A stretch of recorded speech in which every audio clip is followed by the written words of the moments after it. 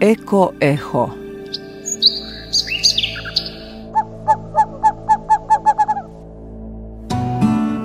Zvuk prirode na talasima BH Radija 1.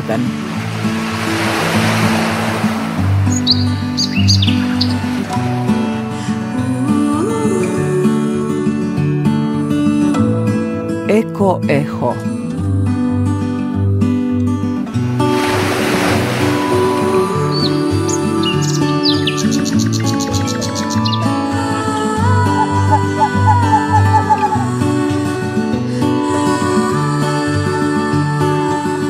Partner emisije Fondacija Friedrich Ebert u Bosni i Hercegovini.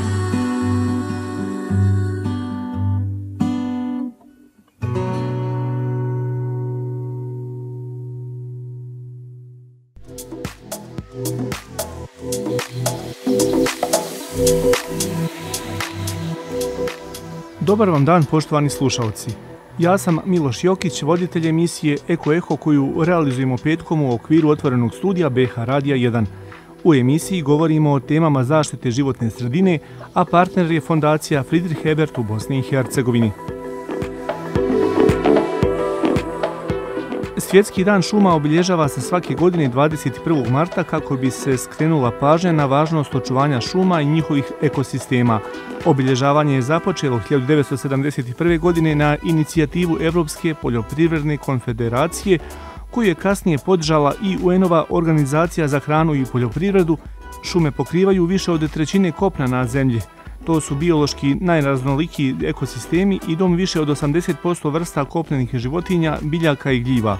Prema podacima Ujedinjenih nacija, godišnje nestaje 13 miliona hektara šuma u svijetu, čime se za 12 do 20% povećava emisija stakleničkih plinova, zbog čega se ubrzavaju klimatske promjene.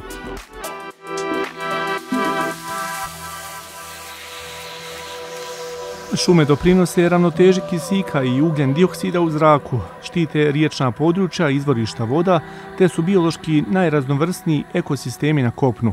Globalno su šume ugrožene zbog različitih faktora, a u tim faktorima o stanju bosansko-hercegovačkih šuma, kao i benefitima za planetu i ljude na njoj, sa akademikom Daliborom Balijanom, profesorom sa Šumarskog fakulteta Univerziteta u Sarajevu, razgovarala je Sanela Habeš.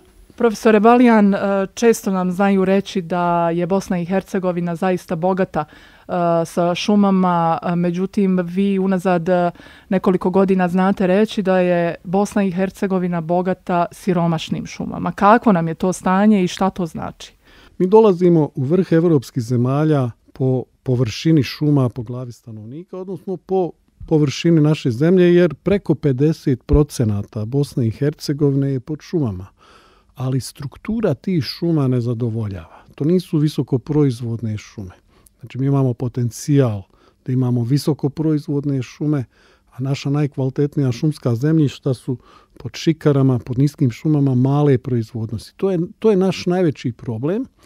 A kad gledamo, znači, od ukupne površine šuma, nešto malo manje od 50%, ili da kažemo malo manje od 1/4 naše zemlje su visoke komercijalne šume u kojima se gospodari, kojima se sjeća. Znači, 50% tog potencijala praktično ne možemo iskoristiti u potpunosti. To je velika greška. To se nekad pokušalo riješiti kroz neke velike državne projekte pošumljavanja, prevođenja šuma u više uzgojne oblike. 70. i 80. godina, nažalost, poslije rata se to više ništa praktično ne radi. Sveli smo pošumljavanje na onaj neki minimum. Nekad smo pošumljavali jako mnogo. Preko 30 miliona sadnica je svake godine odlazilo, znači, u šume, na obešumljena područja, na konverziju niskih šuma u visoke. Danas se vrlo malo ulaže, danas samo crpimo, znači, iz šuma, tako da nam je perspektiva naših šuma, ne mogu reći loša, ali nije obećavajuća. Koliko tome ide u prilog i to što zakonski nije regulisan u određenim dijelovima. Evo, reći ćemo, u Federaciji Bosne i Hercegovine već godinama, decenijama ne postoji zakon o šumama, pa da je vjerovatno i prostora za... Da, to je jedan veliki prostor za manipulaciju. Nažalost, nemamo taj centralni zakon, kantoni su napravili svoje zakone, ti zakoni odgovaraju njima. Zato što oni crpe, znači, sredstva iz šume. Kaže, ostvarili smo profit u šumarstvu. U šumarstvu nema profita. Sve što uzmemo iz šume, a ne ode za radničke plate, treba da ide na unapređenje šuma, na uzgoj šuma, na zaštitu šuma, na otvaranje puteva u šuma koji će nam pomoći u slučaju požara, u nekim drugim katastrofama i tako dalje. Ti putevi igraju ključnu ulogu. Nažalost, vrlo malo znači ulažemo. A svi hoćemo čistu vodu, svi hoćemo čist zrak, a ne doprinosimo tome. Zašto? Samo nam drveće može dati i čistu vodu i čist zrak. Mi vršimo sječe, uklanjanje šuma. Pa evo sad, hvalimo se, bogata smo zemlja, a bit će tu zlatni rudnici. Na temelju čega zlatni rudnici? Znate koliko gubimo tim zlatnim rudnicima? Koliko će se površina pod šumom morati sasjeći, ukloniti? A jedno stablo bukve, samo jedno stablo bukve daje 800 litara pitke vode. Znači, jedno stablo nam da dovoljno vode da možemo piti čitavu godinu. A mi stotine tisuća tih stabala svake godine uništimo. Evo, šumsko sigurno bogatstvo, odnosno šume, kada govorimo o klimatskim promjenama koje su evidentno tu, rekli ste, evo, jedan ogroman benefit je pitka voda koje nam one daju, ali u borbi protiv klimatskih promjena one igraju nemjerljivu ulogu, a to vidimo, evo, unazad možemo reći slobodno 5 godina ili 10, s obzirom na prirodne katastrofe koje se dešavaju, 90% njih je uzrokovano zbog nedostatka šumskog dijela. Od poplava, klizišta. Da, upravo je šuma taj tampon koji nas štiti. Ne možemo mi šumama zaustaviti klimatske promjene, ali možemo ublažiti njihovo djelovanje. Vidimo da svake godine sve su veći ekstremi u temperaturama, sve manje padalina, sve manje šuma. Pa uzmite, u svijetu se svake godine izgubi površina šume veličine Bosne i Hercegovine. Sad je to malo stalo, taj trend se povećava, sad se to malo stalo. Kinezi su krenuli u neka velika pošumljavanja, vidjeli su da je ono što narod kaže odnio vrag šalu i krenuli su enormna pošumljavanja, pokušavaju te pustinje, polupustinje, znači u Kini, i sad to malo balansira. Ali pluća ove planete su znači tropske šume, a njih je sve manje i manje. Dalje, imamo drugi jedan problem koji je ostao nevidljiv kad su u pitanju svjetske šume, a i kod nas je taj problem tih šumskih požara, sve ih je više, sve su češći, sve su razorniji, znači ne gubimo samo šumu, gubimo biološki diverzitet. Mnoge vrste kroz te požare nestaju. Pogledajte samo u Rusiji, prošle godine, zaokupljeni smo ratom, znači u Ukrajini, niko nije obratio pažnju, 8 milijuna hektara šuma i šumskih zemljišta je izgorilo, znači u Rusiji. A uzmite da Bosna i Hercegovina ima samo 5,5 miliona. Znači mnogo veća površina nego kod nas. I tu izgorila je tajga, znači na permafrost, oslobodio se permafrost, oslobađanjem permafrosta oslobađaju se gasovi, najčešće metan koji je smješten znači u tom stalnom ledu. To je jedna ekološka katastrofa nesagledivih razmjera koja se mi mislimo da je to daleko, ali to će se odraziti na nas. Za šume nema granica. Za zrak i za vodu nema granica. Mi pokušavamo nadstati neke granice, ali tu nema granica. Često, evo, spomenuli ste pluća planete, spomenuli ste i prašume. Ljudi nekada prave razliku između šuma i prašuma. Ne doživljavaju ih isto. A u stvari suština je ista, samo što ovdje čovjek radi, tamo nema utjecaja čovjeka. Pa kroz medije čovjek stekne krivu sliku što su to prašume. U principu kroz medije steknemo da su prašume negdje u tropima, amazonske prašume, prašume Konga, prašume Bornea. A mi ih imamo i tekako. Mi imamo svoje prašume, to su tropske i subtropske prašume, a prašume umjerenog pojasa su nešto potpuno drugo. Znači mi imamo tu 20 km od grada Sarajeva imate prašumu, ravnu valu. Pokušavaju nam je uništiti. Mi se kroz medije pokušavamo boriti da nam je ne unište. Nekad je bila velika, sad je ostala mala, jel? Stalno je neko nešto uzeo, imamo prašumu u Kaknju. Imate tu jednu prašumu koju nikad nismo registrovali, znači to je odmah tu iznad Dvogošće, Vokošćanski potok. Nikad se nije gospodarilo u njemu zato što je nepogodan, strme strane i nikad tu čovjek nije ušao da posjeće nijedno stablo. Znači tu priroda djeluje sama, znači razvija se. To je isto jedan vid prašume koji bi se mogao registrirati.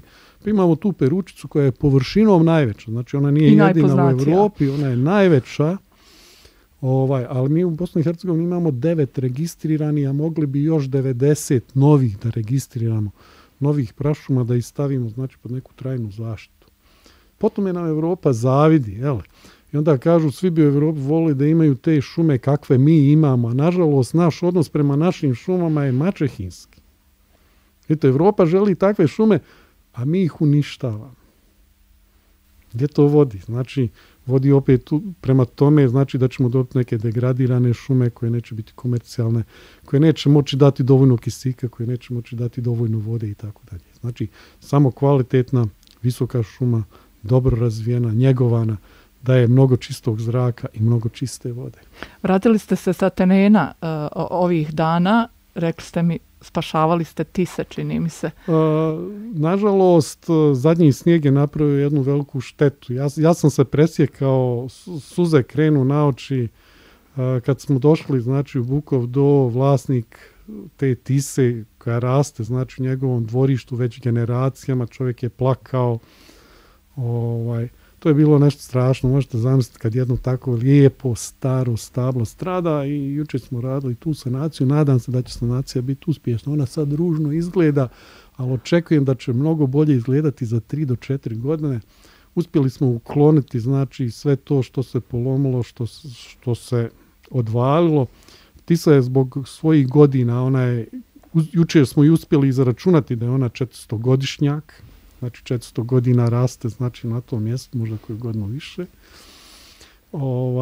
Uspjeli smo je sanirati, vidjet ćemo šta vrijeme nosi, očekujem da će preživjeti, da će ostati i dalje pod zaštitom takva kakva je, ona će opet jednog dana biti velika. Ako imamo 1800 godina na prenju, pa ova može dočekati barem 1000 godina. Spomenuli ste, evo, kroz ovaj razgovor različite, dakle, ekosisteme koji obitavaju kroz šumu. Imamo dosta endema o kojima nekako i ne pričamo. Pančićeva omorika je nekako najpoznatija kod nas. Dajte nam još neke detalje ukoliko imate, naravno. Znači imamo muniku koja u zvančnoj nomenklaturi se kaže bosanski bor. Na to sam ponosan uvijek gdje god dođem, to je bosanski bor, kad se počne govoriti, znači, o nekim stručnim nazivima, kao Pinus heldraihil, Pinus lokoderms, rekao, to je bosanski bor i tako.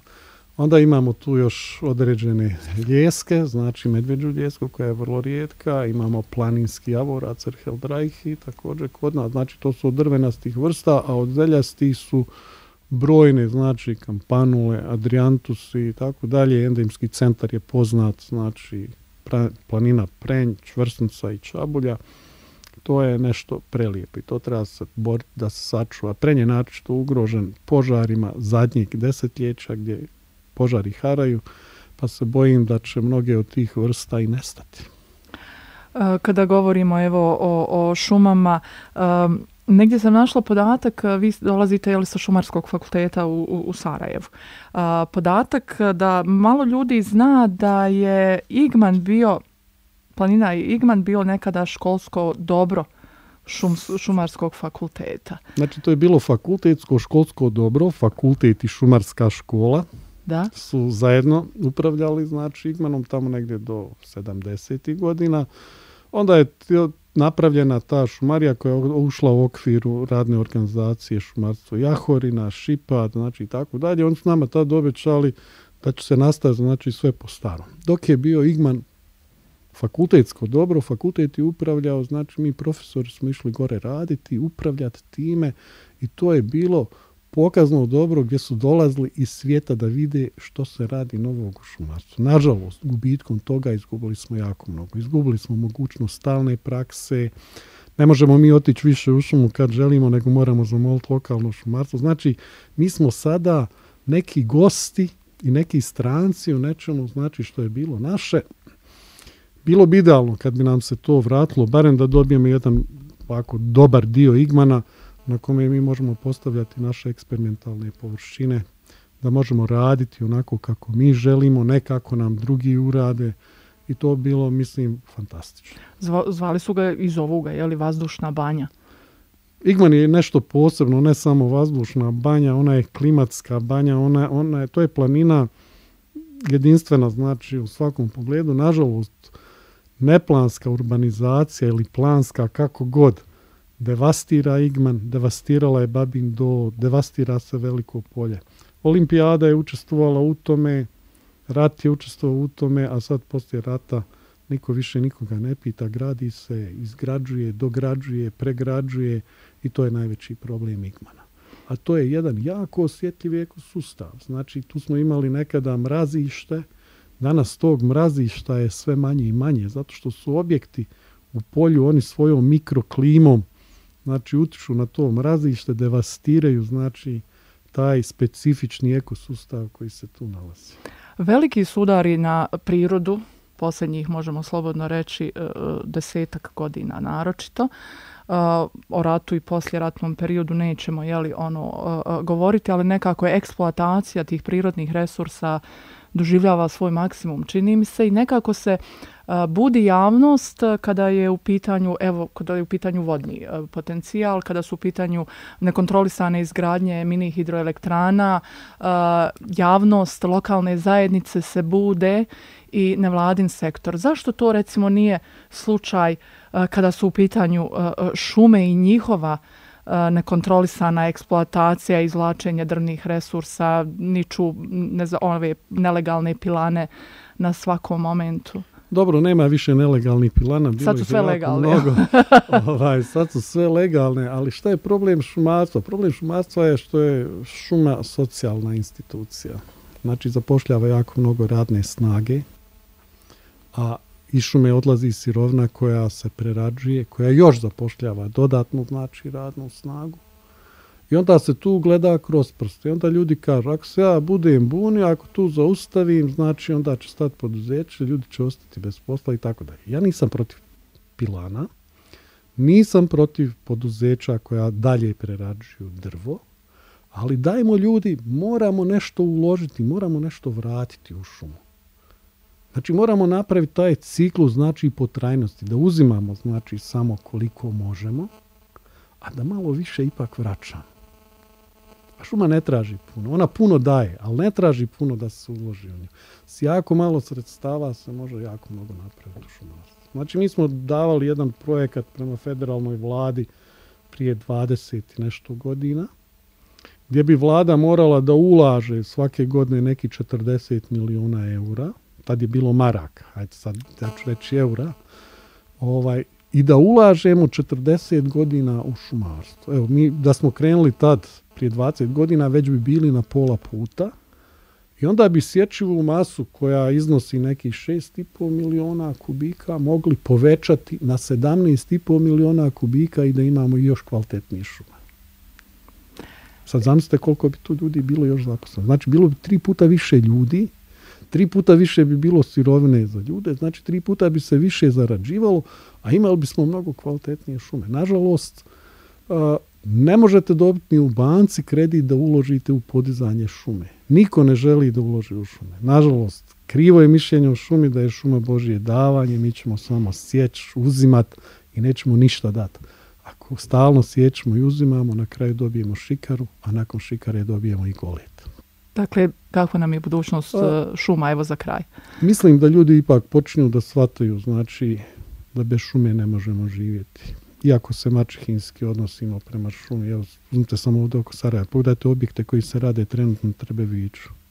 Znači, kukamo, nemamo zraka, a gradimo objekte, krči se. Znači, Trebević je bio golet, koja je pošumljena. I sad tu pošumljenu golet krčimo da se prave monstruozne zgrade, znači na Padinama Trebevića. Grad je pun praznih stanova, poslovnih prostora, prave se poslovni prostori gore. To su neke greške, ali ne bi ulazio, znači, u to. Nikad nije kasno, znači, da uložimo u šumu. Evo, koliko nas ima, znači, u Bosni i Hercegovini ima nas, da kažemo, 2,5 miliona. Eto, nek nas je 3 miliona. Hajmo svako od nas da posadi jedno stablo i da ga odnjeguje. Znači, svake godine jedno stablo. Znači to je već jedna šuma. Druge godine je novo stablo, pa je to opet još jedna šuma. Znači vrlo brzo mi možemo obnoviti, znači te šume možemo urediti, samo malo pažnje. Nekad ne trebaju ni sredstva, samo treba malo dobre volje.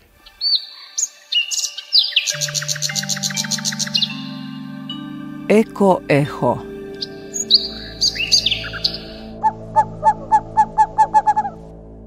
U prethodnim minutama emisije Eko Eho na BH Radiju 1 Sanela Habeš razgovarala je sa akademikom Daliborom Baljanom, profesorom na Šumarskom fakultetu Univerziteta u Sarajevu. Čuli smo od profesora Baljana da je Bosna i Hercegovina poznata i po šumskim endemima, među kojima je najpoznatija Pančićeva omorika, o kojoj nam priču donosi naša koleginica, dopisnica BH Radija 1 iz Višegrada, Jovana Borovčanin-Đurević. Pančićeva omorika je visoko i prelijepo četinarsko drvo koje ime dobilo po Josifu Pančiću, koji je otkrio davne 1875. godine na planini Tari. Omorika je prije svega planinska vrsta koja izraste isključivo na visinama do 1700 metara nadmorske visine. Prirodna staništa su joj oko Drine, između Višegrada i Bajine Bašte. O tome govori i stručni saradnik turističke organizacije Višegrad Branislav Andrić. Povodom Međunarodnog dana šuma pružila se još jedna prilika da ponovo spomenemo naše blago Višegrada, odnosno endemsku vrstu Pančićeve omorike, čije je izvorno stanište baš upravo na sjevernim padinama planine Tare koji se nalaze na teritoriji opštine Višegrad. Mi smo nažalost prije 2 godine doživjeli jedan strašan požar kada su 2 glavna staništa, Stolac i Gostilja, većim dijelom izgorili i značajno je time i oštećena populacija Pančićeve omorike na našem području, ali evo, kaže, Feniks se podiže iz pepela, pa tako i omorika posle mnogobrojnih požara u prošlosti obnovit će se ovaj put, samo je ovaj put potrebno malo i ljudska pomoć.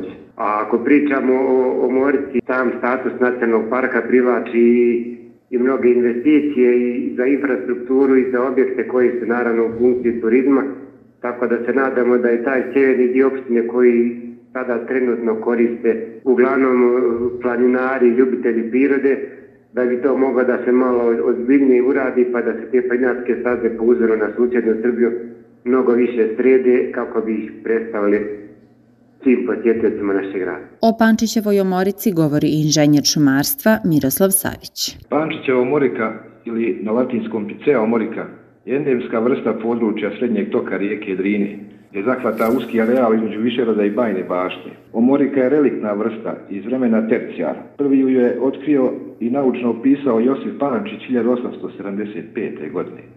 A značajan doprinos u istraživanju ove vrste i njenih prirodnih staništa dali su i radovi profesora Pavla Fukareka sredinom prošlog vijeka. Zakonom o zaštiti prirode Bosne i Hercegovine iz 1965. godine je zaštićeno specijalnim botaničkim rezervatima na lokalitetima opštine Višegrad, Gornja Brštanica, Veliki Stolac, Gostilja, Cerova Ravan, kod Klašnika, Rakovac, Tovarnica, Štula, Karaula i Božuljevac. Omorika uglavnom raste na krečnjaku, ali izuzetno na serpentinu, često na strmijim krečnjačkim liticama, pretežno eksponiranim sjever. Odgovaraju i zemljišta sa velikim procentom organske materije, što objašnjava njenu pojavu na tresetištu. Na teritoriji grada Višegrada su evidentirana pojedinačna stabla u privatnim dvorištima i naseljima međunarodnih stase, kao i svega nekoliko stabala na javnim površinama. Kao endemska vrsta ovog područja je jedna od najdekorativnijih među četinarima. Ona sigurno zaslužuje više zastupljenosti na javnim gradskim površinama. Pančićeva omorika je našla svoje mjesto u brojnim botaničkim baštama širom svijeta. Ima je u Francuskoj, Holandiji, u kanadskom gradu Vancouver, a jedno stablo je prije više od 30 godina zaštićeno kao spomenik prirode u Beču. Obzirom da je omorika pravo blago naše regije, treba učiniti sve da se zaštiti i promoviše kao jedan od glavnih turističkih brendova regije.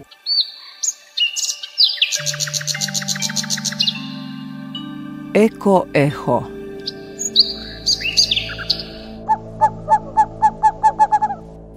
Ovogodišnji slogan Svjetskog dana šuma je Šume i zdravlje, a koje benefite za čovjeka ima šuma govori nam dr. Lina Rajan Duranović, specijalista pulmolog.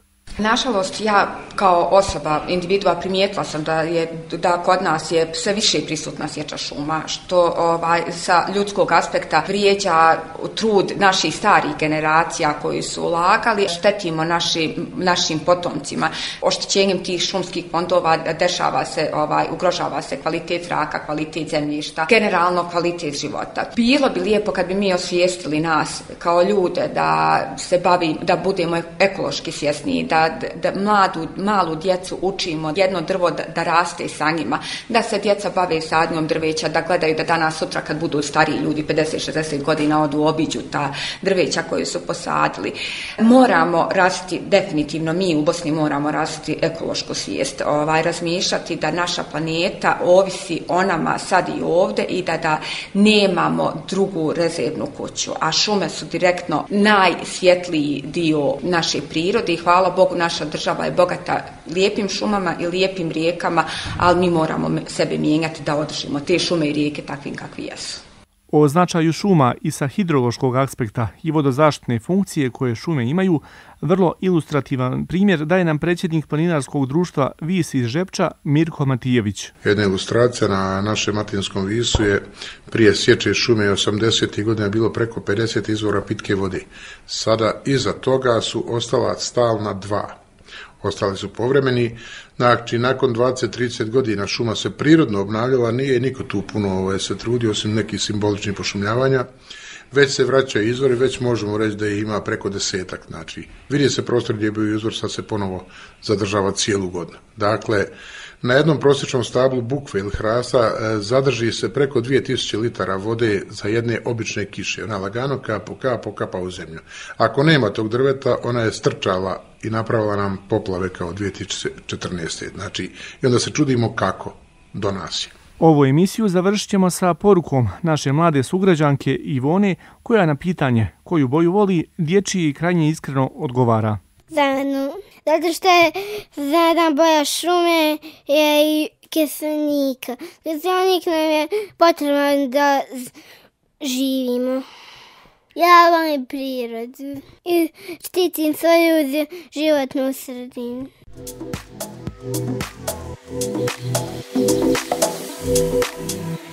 I ovu emisiju realizovali smo u partnerstvu sa Fondacijom Friedrich Ebert u Bosni i Hercegovini. Ponovo smo sa vama za 7 dana. Urednica Sanela Habeš. U proteklim minutama kroz emisiju Eko Eho vodio vas je Miloš Jokić. Snimatelj tona Hajro Rožajac.